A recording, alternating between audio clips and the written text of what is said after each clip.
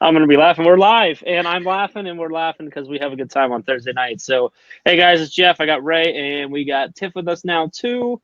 Hi. Unfortunately, Molly was having technical difficulties, and we're not able to get her on. But man, did she do an awesome job tonight with live Yeah, or with Mastery Chat. I'm going to throw not with live. her handle up there. Yeah, she didn't do a great job with live, but she did a great job with Mastery Chat. Yeah, she So was shout great. out to Dr. Molly Ness. She did an awesome job. And we talked tonight about student generated questions. So, Mama Tiff, how you Yeah, feeling? How are you feeling after tonight's chat? I always like to get your like right off, like fresh out of the chat feel. because I say the same thing every single time. It's a sure thing. It's an easy win, right? I love it. I mean, there are so many ideas swimming through my head right now about what I need to talk about and think about. And right before we went live, Ray and I were like saying, oh, we have to blog about this and we have to write about this because there's just so much goodness. I don't know if our Mastery Chat crew realizes that like we get so much more out of Mastery Chat than we just love it. I love it. It's awesome. And that's why I asked Tiff how she's doing. I know. Ray, I'm going to assume that you probably are feeling pretty good right now too, or are you miserable? Was it horrible for you?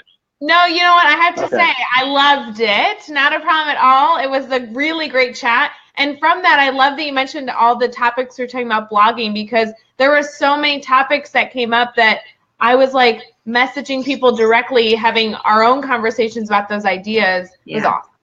Yeah.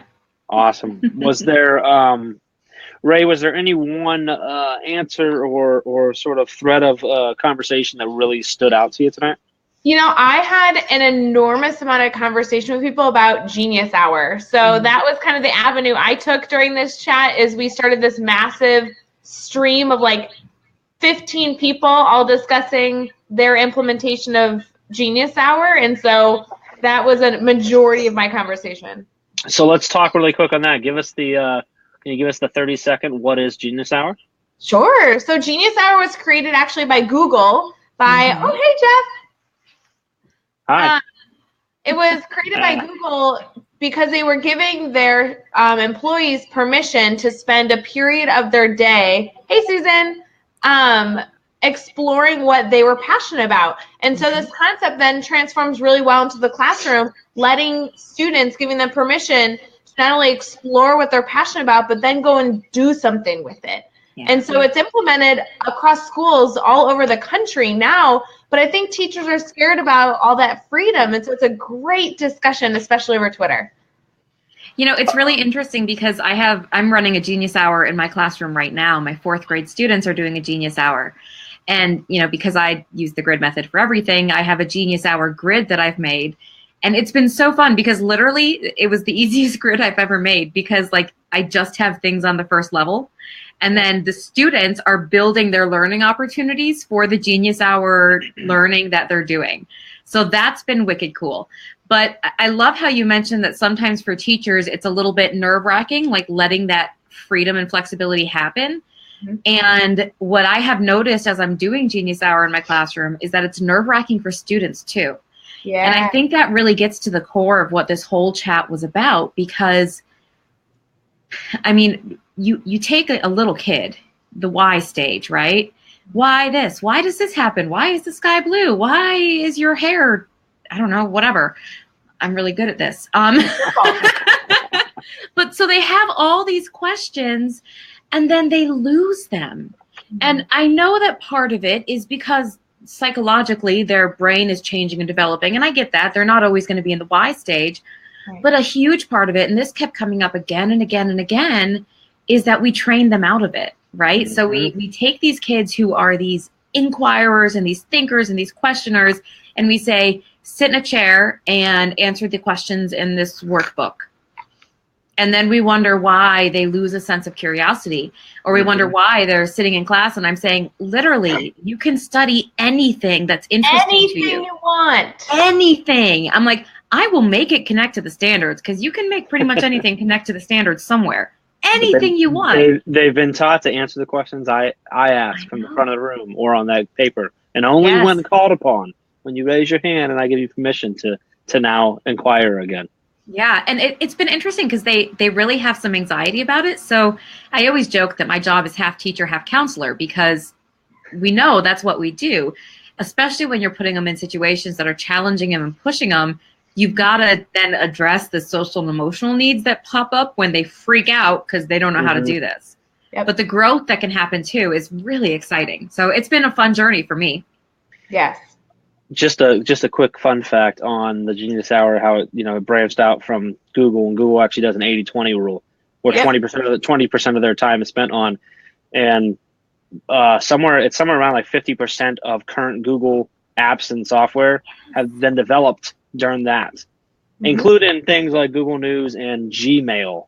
Yeah. Like, I mean, so it's really powerful because, like, we talk about how, like, we sort of beat the Y out of them, and that just continues worse and worse as we get older, and then we go into the workforce, and we're just tell me what to do and I'll go do it. I'm not going to ask why. I'm not going to do anything. And when you get people who are highly intelligent enough and skilled enough to get into a company like Google, why would you ever want to just say, like, nah, don't be creative, right?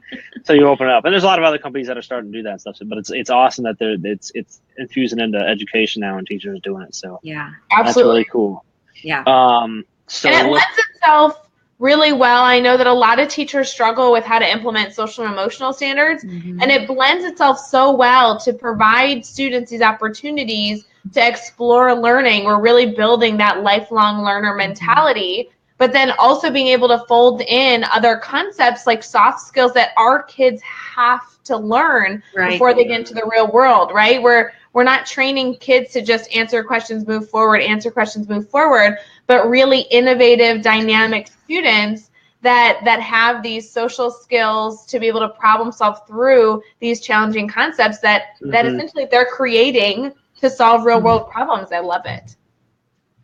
That's right. And awesome. I think that's one of the cool things. Like, I think that's why I think education is so exciting right now, is because we are just at this moment. And I feel this energy and this electricity almost, that it's like we are starting to realize that education needs to be different than the way it's been, right? Like we get that. And we are actually like on this cusp where it's like, it's going to happen. It's going to happen. It's going to change. And we're going to actually like do something really cool in education. And I think that's why I like these Twitter chats so much, is because you're virtually around these people who are feeling that fire and feeling that electricity. And it's like, let's go change the world and actually make education what our kids need to be world changers. It's so cool. So cool. Well, and actually, this kind of slightly off topic, but I loved this chat for the reason that a lot of the teachers I've been working with to make this a reality. Oh, hey, Mallory. A lot of the teachers I've been working with were in this chat. I kept getting tagged in tweets. I was like, oh, I'm working on this with Rae. And I'm like, oh my gosh, this is our mini network of world changers that we're not just doing this in our classroom, but we're connecting with teachers all over. And these connections are staying strong enough that we're able to support each other and really impact education. So for this chat specifically, I felt like that was so neat to connect with all my besties, change the world. I want to comment on what Jeff said. Thank you. Jeff. That's what I was going to say. Can you pop that back up there, Jeff? Sure can. Okay. So Jeff says but schools tell us what we have to do and we don't get to ask why. Okay, so if you ask my parents, I was always a bit of a rebel. I was always pushing against authority. And so perhaps some of that has followed me into my adult career. But it's okay, Jeff, that you're negative. No, everybody thinks that. It's okay. We all have those moments where we're like, nothing I'm going to do is going to actually make a difference. I get it. And administration is telling me this. Well, I would take hope and take light in the fact that some of the greatest movements that have ever happened in the world happen at a grassroots level, and they just diffuse, right? And so they are going to be bucking up against these people saying, you have to do it this way, you have to do it this way. But when you have a group of people who are fired up and passionate about transforming the world for the better, and those group of people connect, and then it spreads and it spreads and it spreads. And then eventually it's like, you're wrong. I'm going to do this. So that's the rebel in me saying, you know what, administration, fine. I'm going to go. And it's a balance, right? Like going to your administrator being like, I refuse to do what you just told me to do, right? Like people to really approach conversations and asking why. And it really is a skill, right? Not asking why to be combative, but asking why to be collaborative, to be a learner, to understand the depth behind every decision. I highly doubt that your administrator is going to come to you and be like, could you stop asking me to explain why we're doing all these things? Like they want you to understand and to not just follow suit, because we teach our students to do that. So really embracing being a why person, asking the why is important. I love that Rae like totally takes my be a rebel and is like, okay, yeah. But let's do it in a way that's actually going to get something done in a positive manner instead of, with your pitchforks and your fire, because sometimes I get fired up. But no, you're absolutely right. And we just had a conversation with a teacher before Twitter chat tonight. Yeah. When was it? It was before our preview for our Twitter chat tonight. Yes. So Megan from 122 Ed Chat, which is another great chat on Wednesday nights, we were talking with her about finding this balance between student-paced mastery learning and creating the grid the way that like you envision it and the awesomeness, but then having a textbook that you need to use and you need to follow because that's what you've been told to do. Yeah. And how you can take those two worlds and you can merge them and move in a positive direction. Yeah. So it's exactly the same thing. Well, and I like that, Tiff, because in our conversation specifically, beforehand, I think that I was looking at the structure and, what pieces do we need to put in, and to sit back and listen to your feedback throughout that discussion. I liked that it was all three of us because you were so focused on what's the goal. The goal is to have mastery focused classrooms. We want our students to have that ability. And so regardless of anything else, that is the why. The why we take the time to design our lessons this way, design our classrooms, is to focus on the end goal. And so just in that conversation, I feel like I sat back and learned so much. I'm like, oh yeah, that's why we do this. And it's not task completion, right? We're doing so much more than that. So right, so much more. Love it. I've got all my warm fuzzies now. I'm so happy. I want to touch briefly. Jeff says that he has admin support, but his issue is with fellow teachers who don't want to take the risk. I kind of want Tiff to respond to that. Oh. Okay, so let me kind of temper my. Careful. I know. Okay. No, I don't want tempered. What are you doing? I don't want sugar coated. So.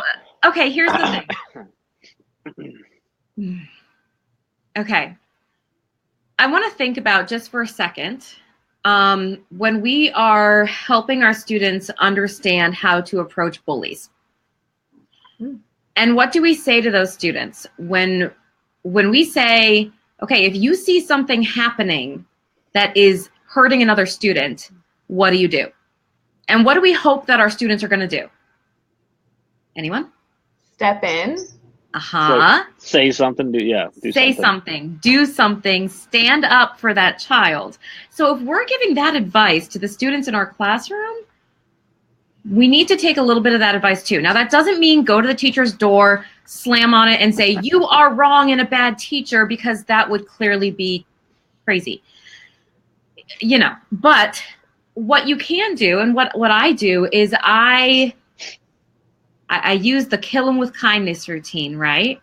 I say, hey, I've got this thing. Use it if you'd like. I made this activity. You're welcome to use it.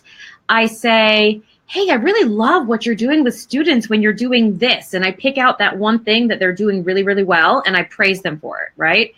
So while you don't want to barrel down the door, at the same time, you don't want to just sit there and let this negative Nancy teacher kill your culture, right? Yeah. So you've got to take some kind of action on it. And something to add on to that, I mean, that's from what you're saying, Jeff, I assume what you're feeling is, I mean, that's common when you're doing something different, because people don't like to be uncomfortable because it's uncomfortable. And if you're doing something that's maybe getting some admin attention or some admin support that's different than what I'm doing over in my classroom here, it could potentially reflect bad on me. And now it's your fault that maybe my admin's telling me I need to change things because I'm not looking to do that because I don't have that same passion or that same drive, or I haven't found out that then, when Chad first started with the grid method stuff, he got a lot of that from a lot of his colleagues. Now he had a bunch that jumped on board and loved it and grew with the grid method, but he had a lot that were kind of, we talk about the crabs in a bucket theory a lot. If you don't know what that is, if you put a crab in a bucket, it can climb out, but if you put a bunch of them in there, they'll never get out because they just pull each other down. And humans do that everywhere in every industry. That's not unique to education. That's everywhere because people are afraid that if you're doing something better than me, it makes me look bad.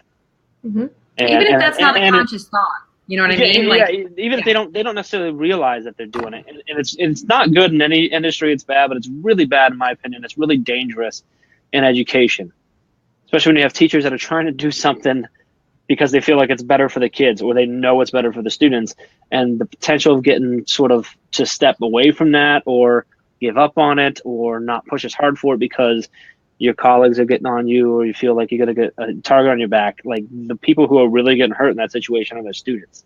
And so it's important to, like Tiff said, don't go break down the door, but I think more so it's important to make sure that if someone is fighting the change or fighting that new thing you're doing and not willing to take the risk with you or follow through on it, don't let that stop you from doing it. Well, if you believe in it and you know what's right for your kids, then just keep pushing through and doing it.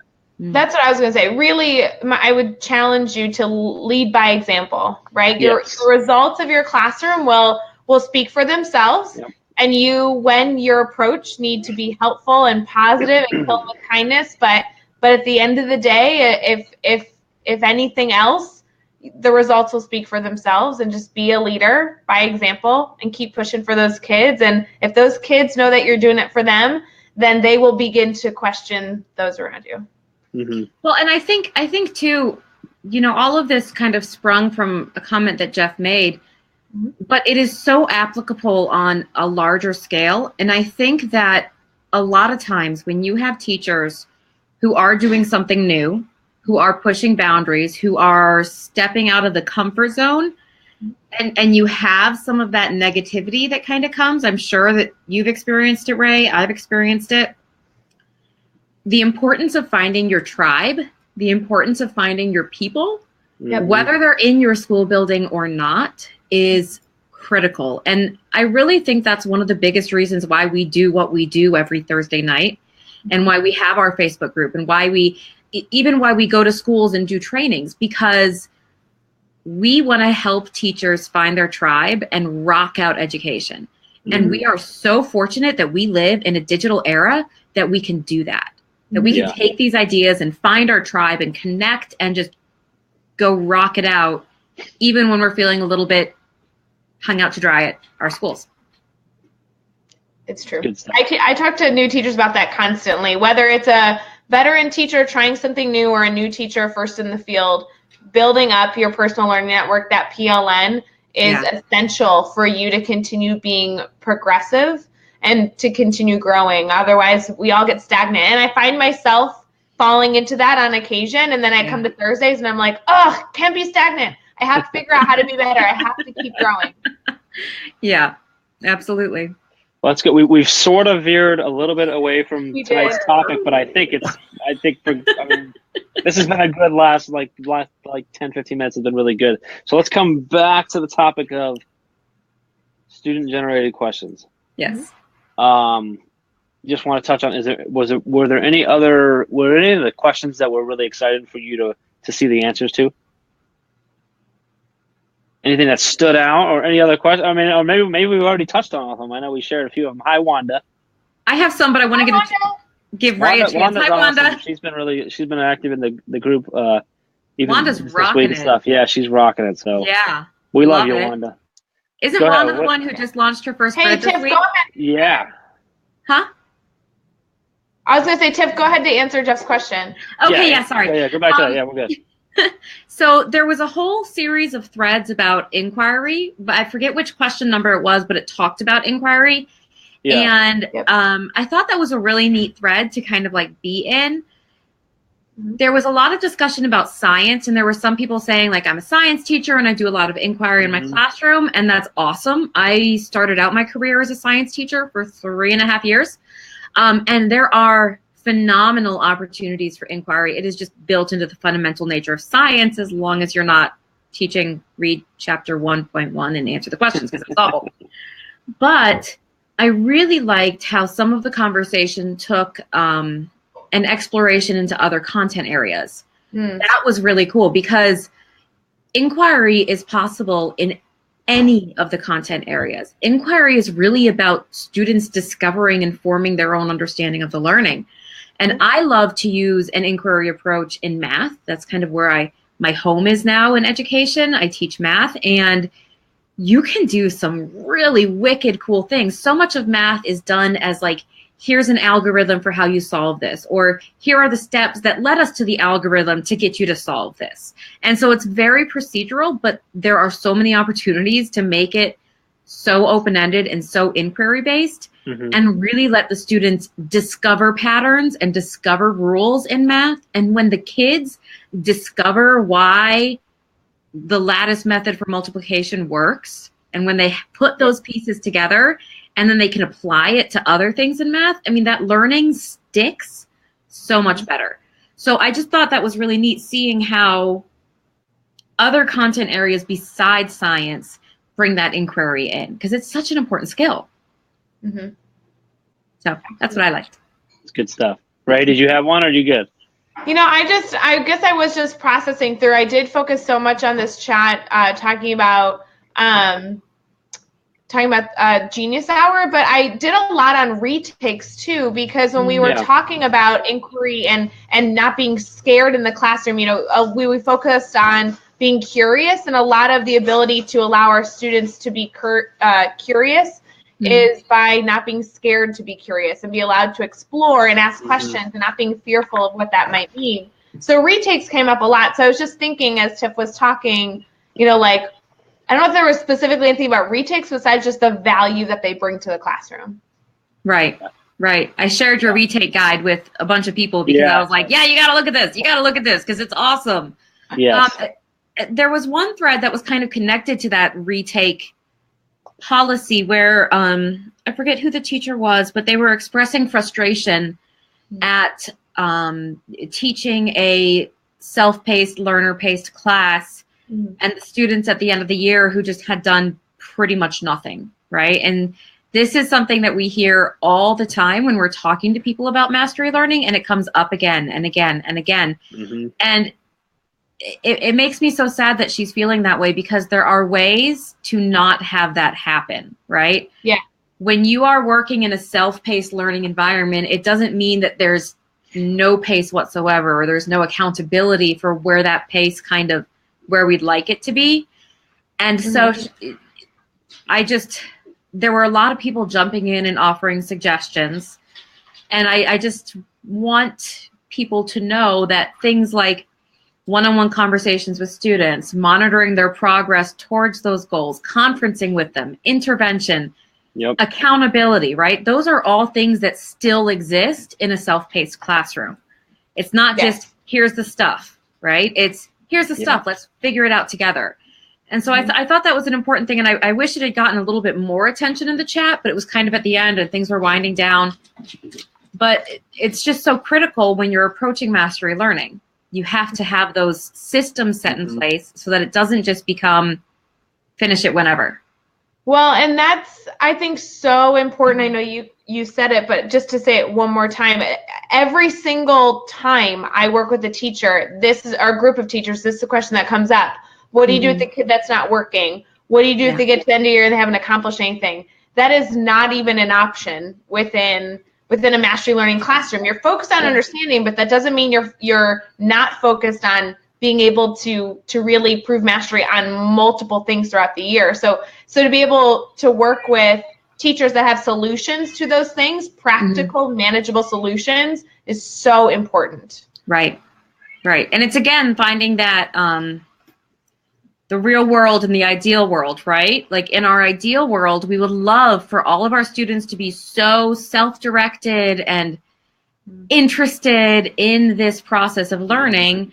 But the real world tells us that for whatever reason, that's not always the case. So how do we blend this ideal world and the real world into something that's still awesome? And those are the keys, the structures that we try and share with teachers so that they can make that happen. Good stuff. All right, I gotta jump in. We gotta give another shout out to Molly because she's like asking me if she did a good job or not. Oh And my gosh, Molly. she did amazing. I don't know if she's watching right now because I'm pretty sure she's like typing like crazy, still responding to people, but she did an awesome job. So She did great. They were great questions. if you get a chance, go follow her. There's her handle on Twitter there, and tell her she's awesome. Yeah, she did great. We were hoping to be able to dip down into New York City and see her on our trip next week, but we couldn't make it work. So now, so we got to figure out a time. We're just gonna take like a full PML team trip out to New York to hang with Molly or something. So that's okay. I also, at some point, like we keep having all these conversations with these amazing educators around the country. I cannot wait until we can set up a situation where we all get together. Yeah, it's gonna be so cool. Maybe we'll have to have like a live mastery chat. Like live? We're gonna bring them all to Cleveland. Yeah. And we'll just like take over Brown Stadium or something. It'll be the best thing that's happened in the Brown Stadium for years. Anyway, so I want to touch next week. We've got Justin. Yeah, yes. Justin. Oh, this one's going to be cool. The topic is to be determined. Justin and I have been chatting tonight, but we are going to be on Wednesday nights. Justin is the moderator for the Be More Ed Chat, which is the Baltimore City Schools Ed Chat, which, by the way, side note, I love that school districts are forming these Twitter chats for the professional development for their not their students, their teachers. It's so cool. Yes. So Baltimore has this really great chat. They do it on Wednesday nights. And then, so we're going to kind of have parallel topics, right? So we're going to connect those two chats and try and bring our audiences together so we can all learn together. That's really, really cool. So it'll be fun. So you'll be doing the Be More chat on Wednesday next week. What time is that at? 9 o'clock. At 9 o'clock Eastern? Okay. And then on Thursday, Justin will be doing ours, which of course is every Thursday, 8 p.m. Eastern time. If you're like Rae and a little behind, it's 7 o'clock. I always have to give her. They pick on me, guys. They pick on me. So every Thursday, 8 p.m. Feel free to unlike what he just said. Every Thursday, 8 p.m. Eastern time. We are here live on Facebook every Thursday. Like 10, 15 minutes before, depending on technology and how it's working for us. And of course, we're always live afterwards to recap as well. So we hope we'll see you again next week. Look for some awesome blogs coming out of these two for all their inspiration from tonight. So that's great. Do want to touch. Get ready for 10 vlogs assigned, right? If you're in the Northeast Ohio Summit County area, Tiffany and I are going to be at the Exceptional 2 Times conference. The Twice Exceptional. It's actually it's not the Twice Exceptional. We've been calling it that, but that's not what they actually call it. They call it. That's weird. The Exceptional 2 Times. It's really hard to say. Anyway, conference on Saturday in 2 days. Over at the Summit County ESC in Cuyahoga Falls, and we'll be there from 9 to 3, hanging out, chatting with teachers all day long.